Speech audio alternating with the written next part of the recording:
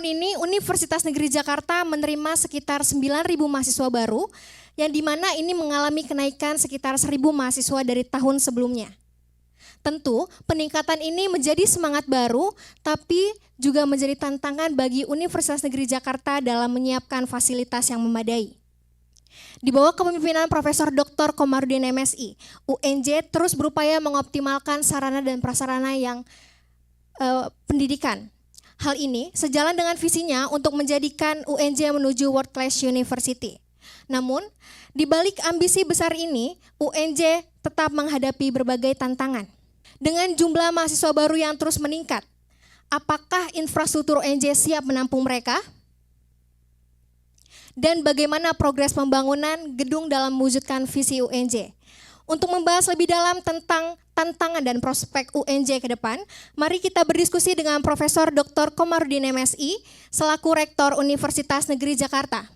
Selamat pagi Prof, apa kabar? Ya, terima kasih Prof sebelumnya karena sudah menyempatkan hadir hari ini untuk berdiskusi. Mungkin langsung aja Prof kita masuk ke diskusi kita yang pertama. Pertama kita akan membahas tentang pembangunan gedung SFD yang rencananya ini ditempati oleh Fakultas Ilmu Sosial dan Hukum, juga Fakultas Bahasa dan Seni, begitu Prof. Berdasarkan data yang kami dapatkan, proyek pinjaman dari SFD ini sekitar 608 miliar yang harusnya ini membangun 5 gedung baru Prof.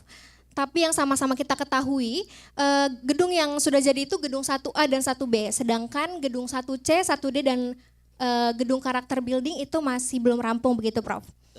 Hal ini disebabkan karena masalah pendanaan, kenaikan harga material akibat pandemi COVID-19, dan perubahan desain gedung yang mengacu pada regulasi standar nasional Indonesia atau SNI.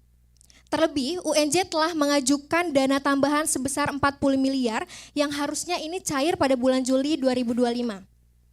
Hal tersebut menimbulkan pertanyaan Prof di kalangan mahasiswa dan publik. Baik, terima kasih.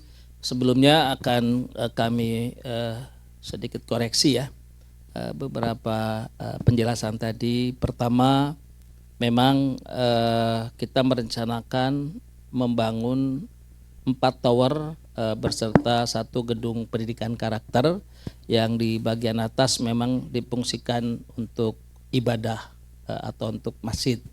2 gedung sudah selesai dan sudah digunakan sejak tahun kemarin. Kemudian 2 gedung estimasi kami selesai tahun ini.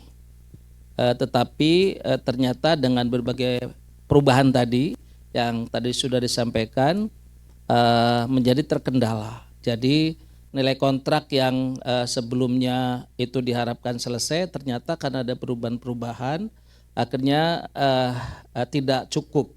Oleh karena itulah kemudian kita menggunakan kontingensi namanya. Kontingensi itu tambahan tapi dalam cakupan ya, dalam cakupan yang sudah disetujui dengan SFD, Saudi Fund Development, yaitu 10%. 10% itu nilainya 40 miliar.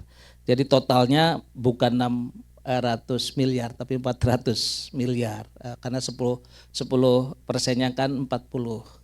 Nah, persoalan yang menjadi lama itu karena kita ada proses-proses administrasi baik itu dengan SFD maupun di kementerian. Nah, sebenarnya sih secara prinsip kami siap melaksanakan itu tahun ini selesai. Tapi karena proses penganggaran ini sekarang sih alhamdulillah seharusnya sudah running semua.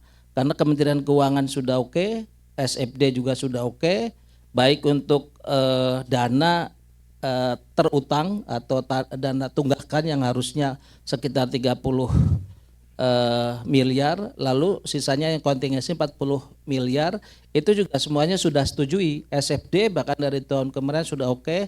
Di Kementerian Keuangan memang awal-awal kan ada efisiensi, karena ada efisiensi mungkin ya akhirnya agak terlambat, lalu kita perjuangkan terus dan akhirnya alhamdulillah jawaban dari SFD 2 bulan lalu sudah oke, dari Kementerian Keuangan juga sudah oke. Sekarang Dikti Saintek dan itu ada di Ditjen Dikti, ada di Direktorat Sumber Daya. Kami berharap menyetujui semuanya yang besarannya lebih kurang 70 miliar. yaitu 30 miliar untuk bayar tunggakan tahun kemarin, 40 miliarnya untuk penyelesaian gedung yang sekarang. Dari sisi metode pekerjaan kami sebenarnya sudah menyiapkan untuk sampai, karena kontraknya 31 Desember 2025 itu harus sudah selesai, kami sudah menyiapkan dengan kontraktor juga melalui manajer SFD Mas Jafar, apakah sudah hadir? Belum ya. Itu sudah menyiapkan metode kerja, namun sampai sekarang tampaknya masih belum clear di Kementerian Dikti Saintek. Mudah-mudahan setelah ini kami juga akan audiensi ke kementerian, mudah-mudahan sih menyetujui untuk sisa anggaran dan segera dialokasikan. Demikian, Mbak. Oke, baik Prof. Ya. Seperti yang kita tahu, dengan bertambahnya mahasiswa dan prodi baru, sementara gedung 1C dan 1D ini masih belum selesai, Prof. Ya. Jadi bagaimana UNJ memastikan ketersediaan ruang belajar dan apakah ada strategi sementara agar perkuliahan bisa berjalan tetap lancar? Ya, sepanjang atau sejauh ini perkuliahan insya Allah tetap lancar. Kenapa? Karena FT sudah pindah, gedung lama kan bisa digunakan sebenarnya. Kemudian FE sudah pindah ke gedung baru, tapi gedung lamanya kan masih bisa digunakan. Pasca sarjana gedungnya lumayan banyak karena sebagian besar S2 dan S3 pindah ke fakultas-fakultas, di gedung pasca sarjana banyak yang kosong termasuk yang di gedung M. Ya. Jadi sebenarnya kalau tersediaan ruangan insya Allah masih memadai, masih bisa termenuhi. Hanya mungkin yang sifatnya praktikum dan sebagainya, tapi ini juga sudah dipindahkan, bahkan sudah ada perluasan kapasitas ya Mas Jafar. Jadi untuk praktikum IPA dan teknik terutama itu sudah tersedia. Nah, kalau yang sosial selama ini kan hybrid ya, banyak yang hybrid dan insya Allah itu masih bisa terpenuhi. Jadi memang ada keluhan saya juga dengar dari beberapa korprodi, tapi kan belum melihat peta secara keseluruhan. Nanti kami akan memetakan secara keseluruhan di mana yang kosong itu yang digunakan. Tidak ada lagi kapling-kapling ini punya fakultas ini, fakultas tidak ada. Kita semuanya resource sharing. Jadi kelas bersama. Saya kira itu, Mbak. Tapi untuk fakultas FBS ya, itu kan kita lihat dia masih belum punya gedung gitu, Prof. Betul. Maksudnya masih hybrid, masih Betul. beberapa kali sering online begitu, Prof. Jadi bagaimana, Prof, tanggapannya? Ya, tadi kan saya sudah sampaikan selama ini juga FBS itu kan banyak yang kelas-kelas praktek misalnya itu disediakan, bahkan untuk seni rupa juga kan yang sudah dibongkar ada di gedung sebelah parkir itu sebagian digunakan. Lalu untuk tari juga tentu. Nah, yang kelas-kelas teori memang kebijakannya karena memang saat itu masih terbatas, maka hybrid atau blended. Jadi solusinya kira-kira ya seperti itu. Kalau yang teori masih seperti itu. Jadi namun di beberapa waktu kemudian insya Allah kita harapkan semuanya bisa luring. Terutama setelah gedung ini terbangun semua, selesai semua, mudah-mudahan perkuliahan luring bisa sepenuhnya dipenuhi lah, sepenuhnya bisa dilakukan oleh berbagai fakultas dan program studi. Demikian, Mbak. Mungkin kembali lagi ke gedung SFD, Tower C dan D ya Pak. Apakah kelas-kelas praktek yang awalnya di luar, misal seni, itu apakah akan dibuat juga nantinya di gedung SFD? Ya memang rencananya kan seperti itu. Jadi memang di gedung C dan D, satu C itu yang bahasa, yang C itu bahasa memang sudah didesain, bahkan ada teater kecil. Ada teater yang memang didesain khusus untuk EPS dan itu sudah atas persetujuan dekan dan sejak dekan yang lama di zaman Bu Liliana. Jadi memang untuk semua program studi kebutuhannya dibangunkan atau disediakan di gedung baru, begitu Mbak. Baik Prof.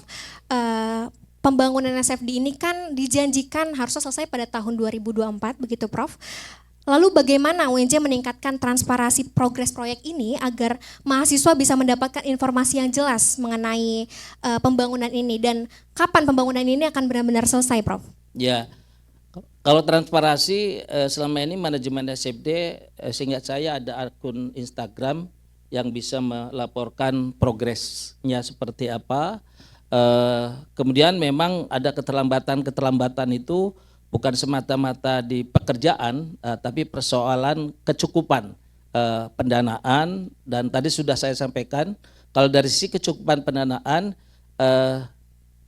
kita selesaikan di tahun ini, dan itu sudah ada persetujuan dari SFD dari tahun kemarin sebenarnya kalau SFD. Tapi kemudian proses administrasi di Kementerian Keuangan terakhir juga sudah ada persetujuan, nilainya 70 miliar lebih ya, kurang lebih. Itu untuk tadi sudah saya katakan untuk bayar tunggakan, dan untuk kontingensi 10% nilainya kurang lebih 40 miliar. Dan kalau Kementerian Dikti-Saintek mengokekan dan langsung mengalokasikan, menurut saya selesai ya, walaupun ya ini harus benar-benar kerja luar biasa, tapi sudah saya katakan tadi bahwa dari manajemen SFD dengan kontraktor itu sudah menyiapkan metode supaya pekerjaan selesai sebelum tanggal 31 Desember 2025.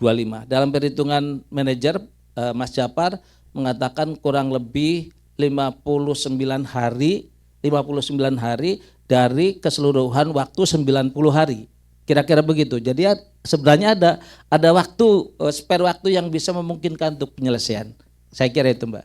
Oke, baik Prof. Jadi di tengah kondisi proyek yang belum selesai atau mangkrak ini Prof, bagaimana UNJ memastikan pembangunan kampus ini bisa mendukung visi UNJ menuju World Class University? Oh ya, kalau untuk visi World Class University kan tidak hanya sarana prasarana ya, tapi tridharma perguruan tinggi atau akademik itu yang utama, kinerja akademik itu yang utama, sehingga kemudian produktivitas kinerja itu yang didorong ya, sementara aspek sarana prasarana selama ini insya Allah untuk produktivitas itu cukup memadai ya, walaupun mungkin tidak 100% karena memang kebutuhan laboratorium belum 100% terpenuhi. Tapi kalau untuk teknik MIPA kan sudah terpenuhi itu. Mungkin di EPS juga dari sisi lab yang untuk produktivitas kerjanya insya Allah sih selama ini tidak terlalu terganggu. Termasuk sosial juga di gedung yang lama itu terutama geografi dia yang membutuhkan lab khusus.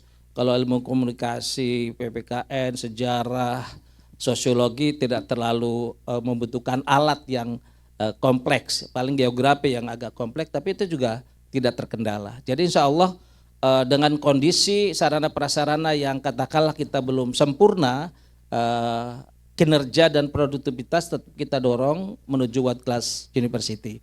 Dan itu memang harus ada strategi khusus untuk meningkatkan produktivitas itu, terutama adalah membangun motivasi, kemudian memberikan insentif, kemudian kolaborasi dengan berbagai pihak termasuk pihak luar negeri agar produktivitas dalam rangka mencapai World Class University itu bisa tercapai.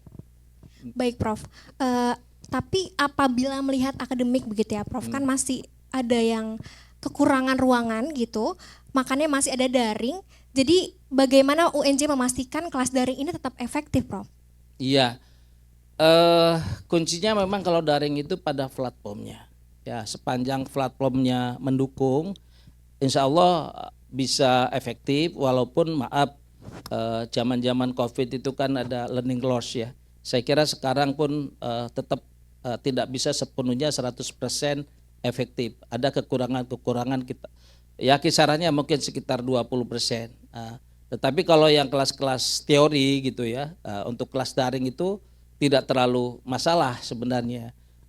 Misalnya di sosial, di bahasa, di ilmu pendidikan dan lain-lain, walaupun sarana prasarana fisiknya saya kira itu kurang, sepanjang platformnya, sistem IT-nya, kemudian kreativitas dosen di dalam proses pembelajaran daring ini bisa maksimal, insya Allah capaian pembelajaran itu bisa terpenuhi. Saya kira itu, Mbak.